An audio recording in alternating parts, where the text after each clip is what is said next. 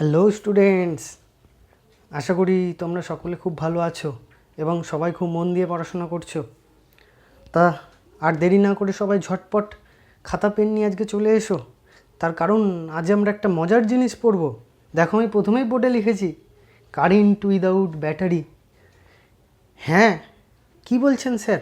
Current, battery ছাড়া current? তাহলে সেটা কি করে পসিবল স্যার? হ্যাঁ, ঠিকই শুনেছ। আজ আমরা একটা মজার ঘটনা দেখাবো, যেখানে আমরা দেখব যে ব্যাটারি ছাড়াও কিন্তু কারেন্ট জ্বলতে পারে। এই যে আমার হাতে তোমরা দেখতে পাচ্ছ একটা কয়েল রয়েছে। কি রয়েছে? একটা কয়েল রয়েছে। এই কয়েলটির সাথে আমি একটি এলইডি বাল্বকে কানেক্ট করেছি। এবার এই এলইডি লাইট যেটা কানেক্ট করেছি সেটা কিন্তু জ্বলছে না। কেন জ্বলছে না? কেন জ্বলছে না স্যার? তোমরা বলবে যে যেহেতু এর সাথে স্যার আমরা কোনো কানেক্ট করিনি, ব্যাটারি কানেক্ট করিনি, কোনো পাওয়ার সাপ্লাই কানেক্ট করিনি, তাই এখানে ব্যাটারি কারেন্ট জ্বলছে না। কিন্তু এখানে আমি আজকে যেটা দেখাবো যে এই কয়েলের মধ্যে ব্যাটারি ছাড়াই কিন্তু কারেন্ট জ্বলবে। সেটা কি করে সম্ভব? চলো সেটাই আমরা দেখি। তার জন্য আমি আগে থাকতে একটা সার্কিট ডিজাইন করেছি, যে সার্কিটে দেখো আমার আরেকটা কয়েল রয়েছে।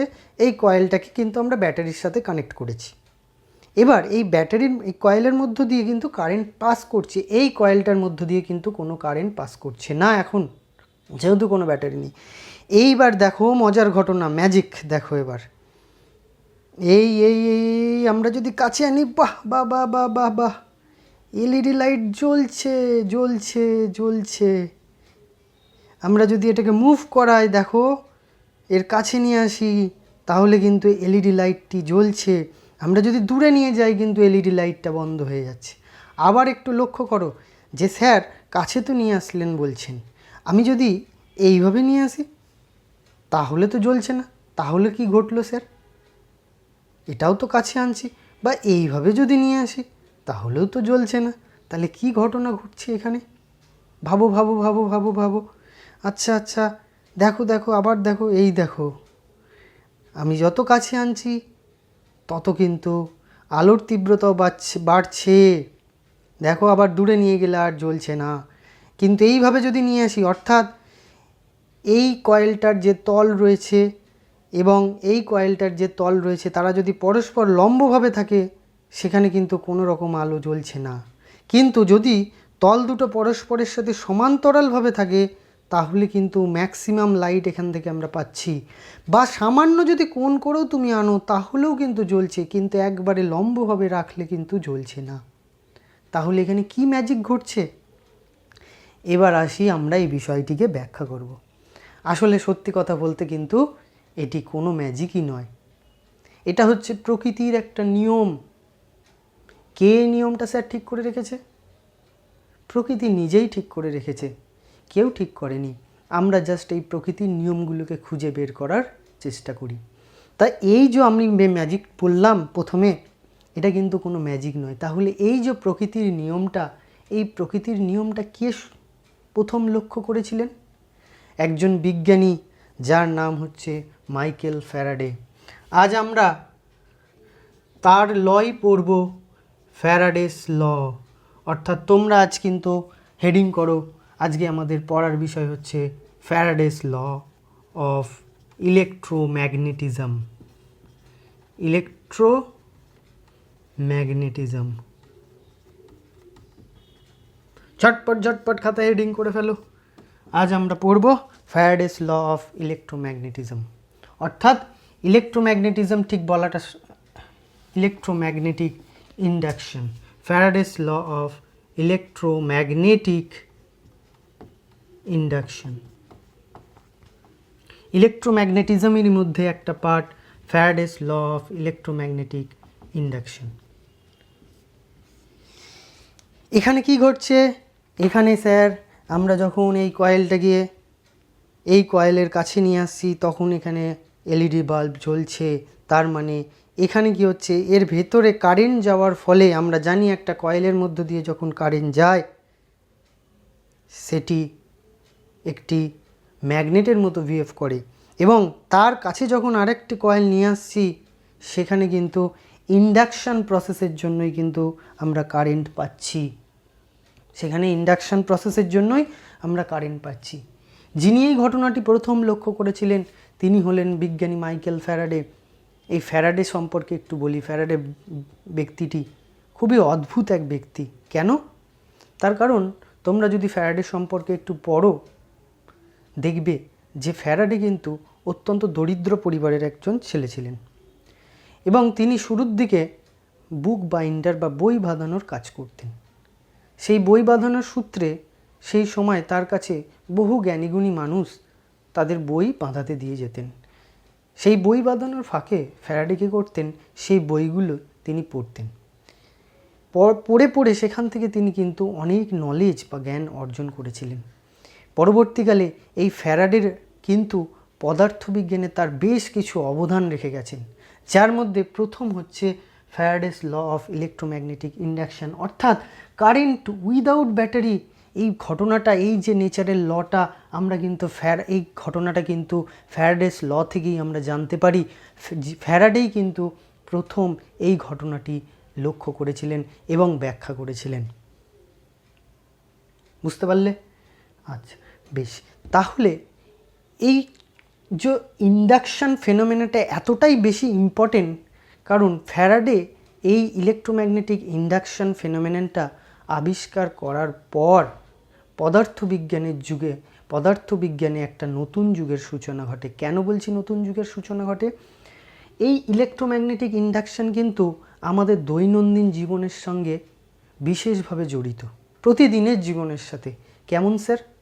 যেমন হচ্ছে তোমার বাড়িতে যে ইলেকট্রিসিটি আসছে সেটা যেখান থেকে তৈরি হচ্ছে এসি জেনারেটর থেকে, তার বেসিক প্রিন্সিপাল এই ফ্যারাডেস ল বা ইলেকট্রোম্যাগনেটিক ইন্ডাকশন। তুমি যে ইন্ডাকশন কুকারে রান্না করছো বা ইন্ডাকশন ওভেনে রান্না করছো, তার বেসিক প্রিন্সিপাল হচ্ছে Faraday's law of electromagnetic induction. সূর্য থেকে পৃথিবীতে যে আলো আসছে, যে আলো দিয়ে তুমি দেখছো, তার বেসিক প্রিন্সিপাল হচ্ছে Faraday's law of electromagnetic induction. সেখানেও তুমি ব্যাখ্যা করতে পারো, যেগুলো তোমরা পরবর্তীকালে পড়বে আরও।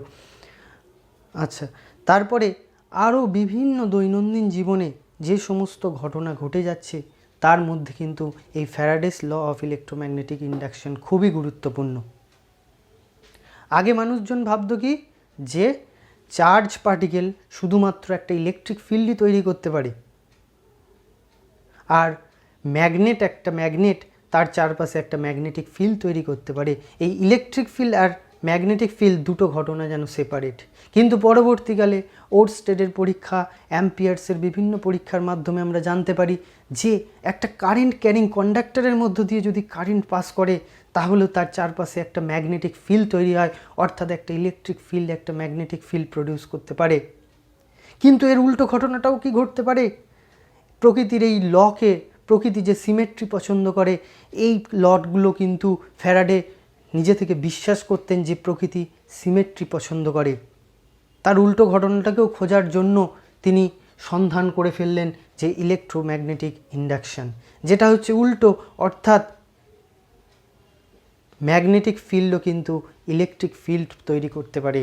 তার পরবর্তী ক্ষেত্রেই আমরা জানতে পারলাম যে ইলেকট্রিক ফিল্ড, এই ম্যাগনেটিক ফিল্ড, এই দুটো কিন্তু আলাদা জিনিস নয়। তোমরা যদি ভাবো একটা কয়েনের এপিট আর ওপিট হচ্ছে ম্যাগনেটিক ফিল্ড আর ইলেকট্রিক ফিল্ড, একে অন্যকে তৈরি করতে পারে। অর্থাৎ চার্জ পার্টিকেল ছাড়াও ইলেকট্রিক ফিল্ড প্রডিউস করা যায়, আবার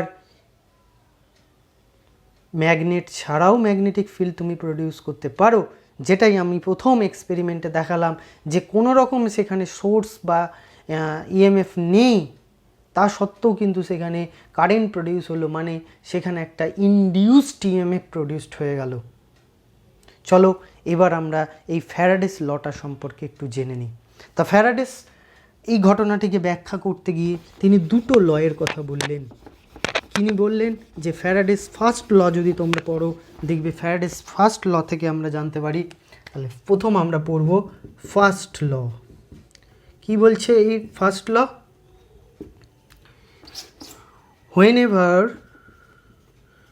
whenever there is a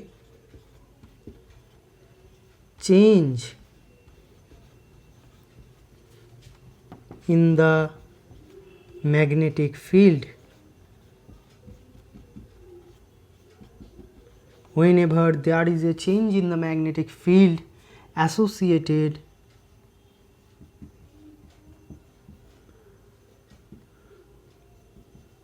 with a circuit,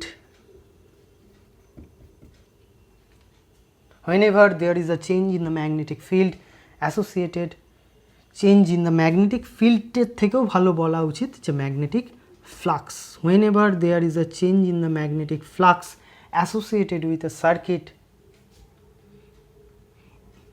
induced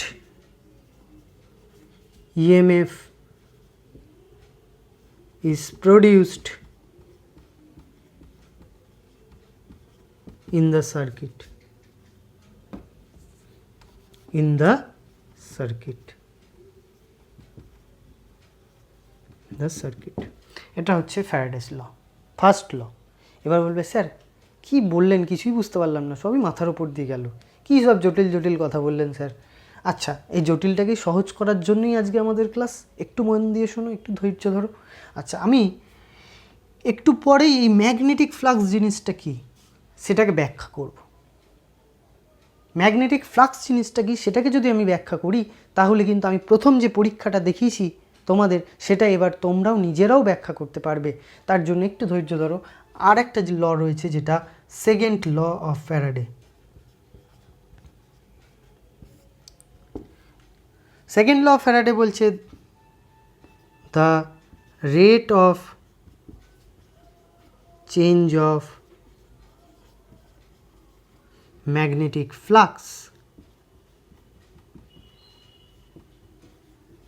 the rate of change of magnetic flux is directly or proportional to, is proportional to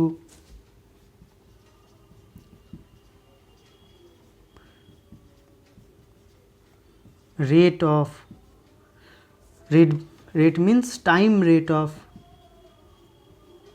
time rate of change, time rate of change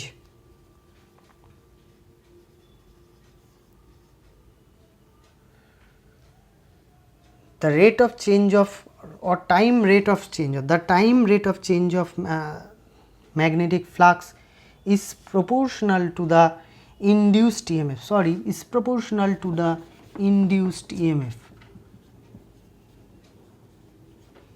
induced EMF is proportional to the induced EMF. That means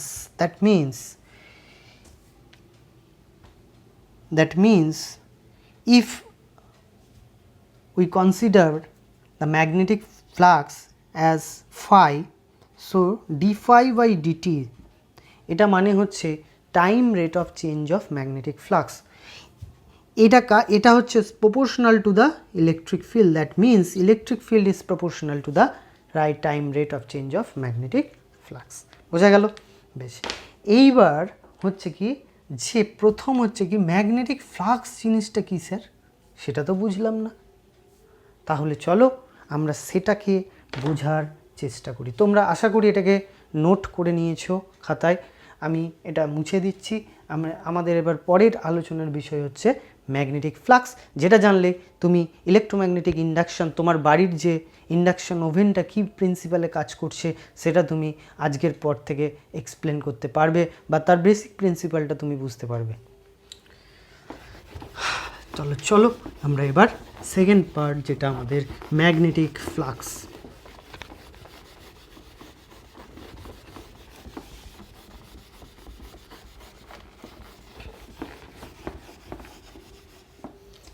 What is magnetic flux? First, magnetic flux.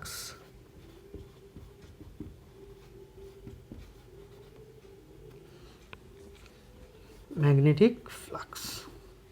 আচ্ছা, magnetic flux জিনিসটা কি, খুব সহজ ভাষায় বলি। ধরো কোথাও একটা ম্যাগনেট রয়েছে, বা ম্যাগনেট নাও থাকতে পারে, আমরা একটু আগে বললাম যে ম্যাগনেট ছাড়াও ম্যাগনেটিক ফিল্ড তৈরি হতে পারে।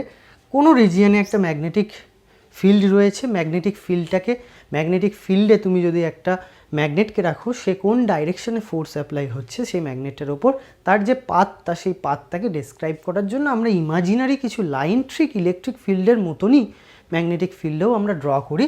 সেই লাইনগুলোকে তোমরা সকলেই জানো যে ম্যাগনেটিক লাইন্স অফ ফোর্স বলা হয়। সেই লাইনগুলোকে কি বলা হয়? Magnetic lines of force. এবার ধরো এই কোনো একটা রিজিয়নে একটা এরিয়া রয়েছে, একটা এরিয়া কনসিডার করলে। এবার সেই এরিয়ার মধ্য দিয়ে, যেহেতু এই এরিয়াটা একটা ম্যাগনেটিক ফিল্ডের মধ্যে রাখা রয়েছে, তাহলে সেই এরিয়াটার মধ্য দিয়ে ম্যাগনেটিক লাইন্স অফ ফোর্সগুলো কী হচ্ছে? ক্রস করে যাচ্ছে। ম্যাগনেটিক লাইন্স অফ ফোর্সগুলো কী হচ্ছে? ক্রস করে যাচ্ছে।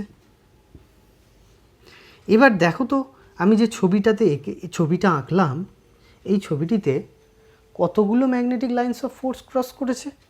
তুমি বলবে স্যার 3টে ক্রস করেছে। তাহলে এই 3টে যতগুলো ম্যাগনেটিক লাইন্স অফ ফোর্স একে ক্রস করলো, সেই নাম্বারটাকেই বলা হচ্ছে ম্যাগনেটিক ফ্লাক্স। তাহলে এই সারফেসটার সাথে এর ধরো একটা সারফেস এরিয়া রয়েছে, সাপোজ তার সারফেস এরিয়াটাকে বললাম এ, আর এর যে ম্যাগনেটিক ফিল্ড, এই ম্যাগনেটিক ফিল্ডের ভ্যালুটাকে বললাম বি। তাহলে তুমি বলবে যে এখানে কতগুলো ফিল্ড লাইন্স একে ক্রস করলো, the number of field line passing through this surface is known as magnetic flux linked with that surface. বোঝা গেল? আশা করি সবার বোঝা গেছে। তাহলে ম্যাগনেটিক ফ্লাক্সকে আমরা ম্যাথামেটিক্যালি ডিফাইন করি is equals to B into A. B into A, যতগুলো ফিল্ড লাইন্স পারপেন্ডিকুলারলি ক্রস করেছে, দেখো এর সারফেসের সাথে পারপেন্ডিকুলারলি ক্রস করছে। কিন্তু তুমি সাপোজ ধরো সারফেসটাকে একটু টিল্টেড নিলে, সারফেসটাকে একটু টিল্টেড নিয়েছো, এই ধরো সারফেসটাকে একটু টিল্ট করে দিয়েছো, করতেই পারো। আচ্ছা, আমরা জানি ফিজিক্সে আমরা সারফেসকে একটা ভেক্টর হিসেবে ট্রিট করি, সারফেস এরিয়াকে এরিয়া ভেক্টর হিসেবে ট্রিট করি। Area vector always normal to the plane হয়, তাহলে এরিয়া ভেক্টরের ডাইরেকশন ধরো এই ডিরেকশনে। এইবার ইলেকট্রিক ফিল্ড লাইন্সগুলো ধরো সাপোজ এইভাবে তারা ক্রস করে যাচ্ছে, এইভাবে ক্রস করে যাচ্ছে, এইভাবে ক্রস করে যাচ্ছে, এইভাবে ক্রস করে যাচ্ছে magnetic field lines, sorry electric নয়, ম্যাগনেটিক ফিল্ড লাইন্স। আচ্ছা, তাহলে বলো তো এখানে তো পারপেন্ডিকুলারলি ক্রস করছে না, করছে কি? এখানে পারপেন্ডিকুলারলি ক্রস করছে না, একটা সার্টেন অ্যাঙ্গেল করেছে স্যার। তুমি বলবে স্যার একটা সার্টেন অ্যাঙ্গেল করেছে ম্যাগনেটিক ফিল্ডটা এরিয়া ভেক্টরের সাথে। সেই ফিল্ডটাকে, সেই অ্যাঙ্গেলটাকে আমি যদি বলি থিটা, তাহলে এই বি ভেক্টরটার এরিয়া ভেক্টরের ডিরেকশনে কম্পোনেন্ট কত হবে? তোমরা ভেক্টরের কম্পোনেন্ট ডিভিশন পড়ে এসেছো। কম্পোনেন্ট কত হয়? কম্পোনেন্ট হবে বি কস থিটা। তাহলে পারপেন্ডিকুলার ডিরেকশনে ম্যাগনেটিক ফিল্ডের যে কম্পোনেন্ট, সেই কম্পোনেন্টটা কত? বি নয় কিন্তু এখানে বি কস থিটা। তাহলে এক্ষেত্রে ফ্লাক্সকে আমরা কীভাবে ডিফাইন করব? বি কস থিটা ইন্টু এ। আগে যখন নর্মালি ক্রস করছিল তখন কিন্তু বি এ লিখে ফেলছিলাম, কিন্তু এখানে একটা আমার কম্পোনেন্ট নর্মালি ক্রস করছে, ম্যাগনেটিক ফিল্ডের একটা কম্পোনেন্ট নর্মালি ক্রস করছে, তাই জন্য আমাদের অ্যাঙ্গেলটাকেও কনসিডার করতে হবে। তাহলে এইটাকে ডট প্রোডাক্ট ফর্মে লেখা হয় B dot A, B dot A. তার মানে বুঝতেই পারছো যে আমাদের এখানে যে ম্যাগনেটিক ফ্লাক্স জিনিসটা, সেটা কিন্তু অ্যাঙ্গেলের ওপরেও ডিপেন্ড করছে, ম্যাগনেটিক ফিল্ড আর এরিয়া ভেক্টরের মধ্যে অ্যাঙ্গেলের ওপর। অ্যাঙ্গেলটা যদি ধরো 90 ডিগ্রি হয়ে যায়, 90 ডিগ্রি মানে কি স্যার? সারফেসটা এইভাবে রয়েছে, সারফেসের এরিয়া ভেক্টরটা এইদিকে, কিন্তু ম্যাগনেটিক ফিল্ড লাইন্সগুলো এইভাবে ক্রস করছে, ম্যাগনেটিক ফিল্ড লাইন্সগুলো এইভাবে ক্রস করছে। তাহলে অ্যাঙ্গেল কত? Angle 90 degree. এবার তোমরা বলবে স্যার আমরা পড়েছি যে cos 90 ডিগ্রির ভ্যালু কত হয়? cos 90 degree 0। তাহলে cos 90 ডিগ্রি স্যার 0 হয়ে যায় যদি, তাহলে ফাইটা কত হবে স্যার? ফাইটাও অবশ্যই 0 হবে। তার মানে কোনো রকম ম্যাগনেটিক ফ্লাক্স এর সঙ্গে কিন্তু লিঙ্কড হচ্ছে না। বোঝা গেল? কোনো রকম ম্যাগনেটিক ফ্লাক্স কিন্তু এর সাথে লিঙ্কড হচ্ছে না, যার জন্যই দেখো দেখো দেখো দেখো আবার দেখো এইভাবে যখন তুমি নিয়ে আসছো ম্যাগনেটিক ফ্লাক্স কিন্তু এর সাথে লিঙ্কড হচ্ছে, কিন্তু এইভাবে যখন নিয়ে আসছো পারপেন্ডিকুলারলি দেখো এখান থেকে যে ম্যাগনেটিক ফিল্ড লাইন্সগুলো বেরোচ্ছে সেটার সঙ্গে কিন্তু এই কয়েলের এরিয়া ভেক্টর পারপেন্ডিকুলার রয়েছে, তাই কিন্তু এখানে কোনো রকম দেখো আমার এলইডি জ্বলছে না, অর্থাৎ কোনো রকম কারেন্ট কিন্তু এখানে ফ্লো হচ্ছে না। দেখো আমরা থিওরিটাকে আমরা বাস্তব ক্ষেত্রে অ্যাপ্লাই করে দেখাতে পারছি, অর্থাৎ আমাদের ফিজিক্স কিন্তু শুধুমাত্র আমাদের বইয়ের থিওরিতেই সীমাবদ্ধ নয়, আমরা প্র্যাকটিক্যালিও দেখাতে পারি। বেশ, আচ্ছা এবার দেখো ফার্স্ট লটা যখন আমরা বলেছিল তাহলে আমরা ম্যাগনেটিক ফ্লাক্স সম্পর্কে জেনে গেলাম, তাহলে ওর যে মানে ফ্যারাডেস যে ফার্স্ট লটা যেটা এক্সপ্লেন করেছিল, যে তিনি বললেন যে কোনো সার্কিটের সাথে অ্যাসোসিয়েটেড যদি ম্যাগনেটিক ফ্লাক্সের চেঞ্জ করো, এটা ইম্পর্টেন্ট, চেঞ্জ করো, তুমি যদি ম্যাগনেটিক ফ্লাক্সের চেঞ্জ করো, ম্যাগনেটিক ফ্লাক্সের চেঞ্জ করো, তাহলে কি হবে, তাহলেই কিন্তু ইনডিউসড ইএমএফ ইনডিউসড হবে, ইএমএফ ইনডিউসড হবে, ইনডিউসড ইএমএফ জেনারেট হবে। যদি ফ্লাক্সের কোনো রকম চেঞ্জ না করো তাহলে কিন্তু ইএমএফ ইনডিউসড হবে না। বেশ, তাহলে দেখো একটা ঘটনা আমি দেখাই, একটা ডায়াগ্রামের মাধ্যমে আমি বোঝাই। ধরো এটা একটা আমার কাছে কয়েল, যে কয়েলটার সাথে আমি এলইডি যোগ করেছিলাম, ভাবো সেই কয়েলটা, এটার সঙ্গে কোনো রকম সোর্স কানেক্টেড নেই, কোনো রকম ব্যাটারি কানেক্টেড নেই, তাহলে এর মধ্য দিয়ে স্যার কোনো কারেন্ট যাচ্ছে না, একদম ঠিক আছে। এবার যদি ধরো আমি একটা ম্যাগনেটকে এখানে মুভ করাচ্ছি, ধরো একটা ম্যাগনেট রয়েছে, এটা ধরো ম্যাগনেটের নর্থ পোল, এটা ধরো সাউথ পোল, তাহলে ম্যাগনেট থেকে কি হচ্ছে, ম্যাগনেটিক ফিল্ড লাইন্সগুলো এইভাবে বেরিয়ে যাচ্ছে, ম্যাগনেট থেকে ম্যাগনেটিক ফিল্ড লাইন্সগুলো এইভাবে বেরিয়ে যাচ্ছে বাইরের দিকে, ম্যাগনেটিক ফিল্ড লাইন্সগুলো বেরিয়ে যাচ্ছে, এইভাবে ম্যাগনেটিক ফিল্ড লাইন্সগুলো এখান থেকে বেরোচ্ছে।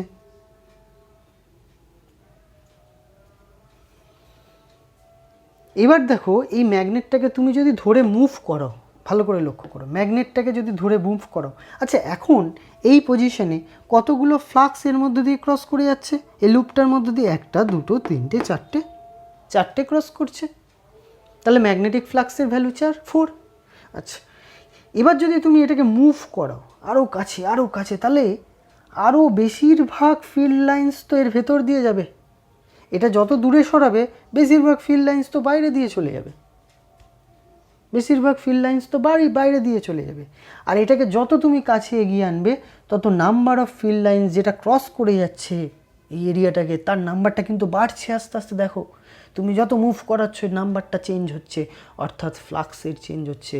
তার মানে ফ্লাক্সের চেঞ্জ তুমি কিভাবে করবে, যদি একটা কয়েল আর এক ম্যাগনেট বা ম্যাগনেটিক ফিল্ডের মধ্যে যদি রিলেটিভ মোশন থাকে, অর্থাৎ একটা কয়েল আর একটা ম্যাগনেটিক ফিল্ডের মধ্যে যদি একটা রিলেটিভ মোশন থাকে, অর্থাৎ একজন আরেকজনের সাপেক্ষে যদি মুভ করে, তাহলে কি হবে, তাহলে সেই যে কয়েলটা নিচ্ছ তুমি তার মধ্যে দিয়ে ফ্লাক্সের চেঞ্জ হবে, সেই ফ্লাক্সের চেঞ্জ হওয়ার কারণেই তার মধ্যে ইএমএফ ইনডিউসড হতে পারে। এটা একটা প্রসেস। সেকেন্ড প্রসেস কি, তুমি যদি ম্যাগনেটিক ফিল্ডের ভ্যালুটাই কনস্ট্যান্টলি চেঞ্জ করতে থাকো, তাহলেও কি হবে, এখান থেকে ম্যাগনেটিক ফিল্ডের ভ্যালু যদি কনস্ট্যান্টলি তুমি চেঞ্জ করো, তাহলে কি হচ্ছে, তাহলেও এর মধ্য দিয়ে যে নাম্বার অফ ফিল্ড লাইন্স তার যে নাম্বারটা, সেই নাম্বারটা টাইমের সাথে সাথে ভ্যারি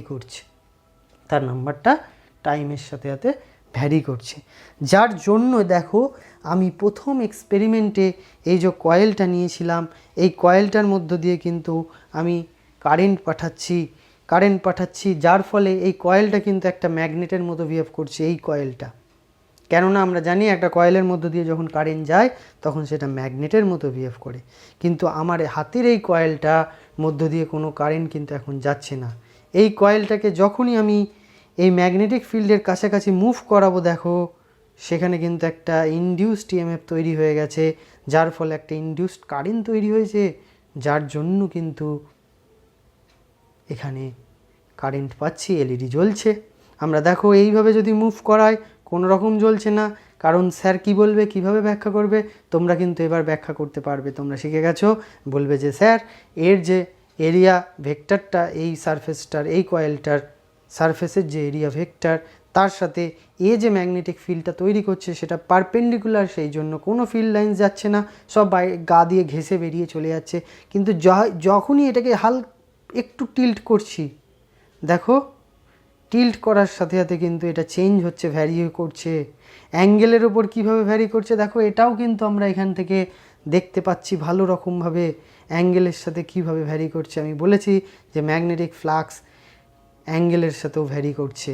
দেখো এখানে মুভ করাচ্ছি যখনই, তখনই এখানে কিন্তু ফ্লাক্স ইনডিউসড হচ্ছে, তার ফলে ফ্লাক্সের চেঞ্জ হচ্ছে, যে কারণে সেখানে একটা ইনডিউসড ইএমএফ প্রডিউস হচ্ছে। এবার তুমি যত জোরে এটাকে মুভ করাতে পারবে তত বেশি এখানে ইনডিউসড ইএমএফ তৈরি হবে। যত র্যাপিডলি এর মধ্যে দিয়ে ফ্লাক্সের চেঞ্জ হবে তত বেশি অ্যামাউন্ট ইনডিউসড ইএমএফ তৈরি হবে, যেটাই ছিল ফ্যারাডের সেকেন্ড ল। তাহলে আশা করছি তোমাদের থিওরির সাথে প্র্যাকটিক্যালকে রিলেট করিয়ে আমি যে আজকে টপিকটা পড়ালাম সেটা তোমাদের ভীষণ ভালো লাগবে, এবং তোমরা আজকের পর থেকে বহু নতুন কিছু জিনিস যেটা তোমরা আশেপাশে দেখছো বা দৈনন্দিন জীবনে তোমাদের বাড়িতে ব্যবহার করে চলেছো তাকেও ব্যাখ্যা করতে পারবে। তুমি যে মাইক্রোফোনে কথা বলো, সেই মাইক্রোফোনেও কিন্তু যেটা তোমার কথাটাকে অ্যাম্প্লিফাই করে দিচ্ছে, সেখানেও কিন্তু এই ইলেকট্রোম্যাগনেটিক ইন্ডাকশন প্রসেস কাজ করে, যা পরবর্তীকালে তোমরা কিন্তু বড় হয়ে আরও জানবে। তাহলে আজকের ভিডিও কিন্তু এতটাই। সবাই ভালো থেকো, ভালো করে মন দিয়ে পড়াশোনা করো। Bye bye.